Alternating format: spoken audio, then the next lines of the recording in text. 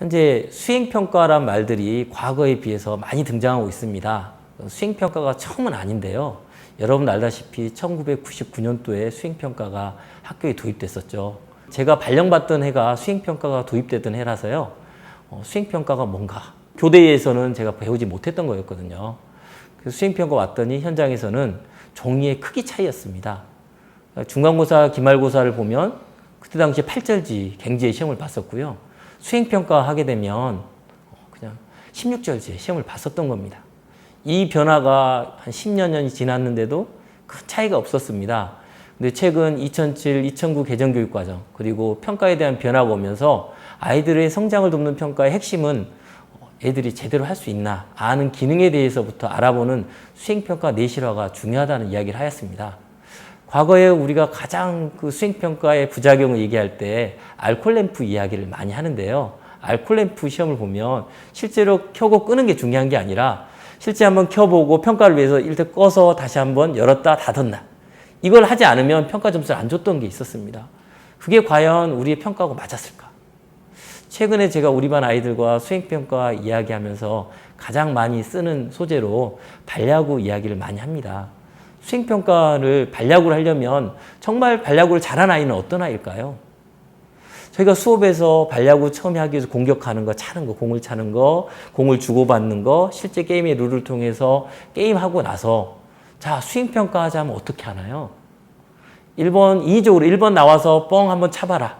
그래서 멀리 찬 아이들이 좋은 점수를 줬습니다. 그다음 수비하기 위해서는 어떻게 했어요? 수비하기 위해서는 제대로 던지면 주고받기 위해서 잘하고 떨어뜨리지 않고 잘 던지면 됐는데요. 실제 그런데 그 아이가 반려구를 잘하냐? 그렇진 않다는 겁니다. 반려구를 잘하는가, 게임 룰을 잘 이해하였는가, 또는 협력을 잘해서 팀워크대로 제대로 평가를 하였는가를 알아보려면 결국 우리는 그 똑같은 실제 상황에서 평가를 했어야 합니다.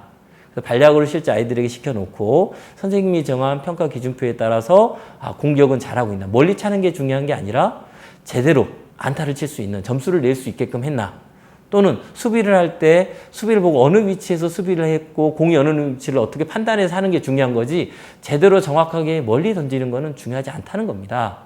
그리고 팀워크가 중요한데 우리는 그동안 팀워크에 대한 평가는 잘 하지 않았습니다. 일종의 협력적 평가고 정의적 능력에 대한 평가입니다.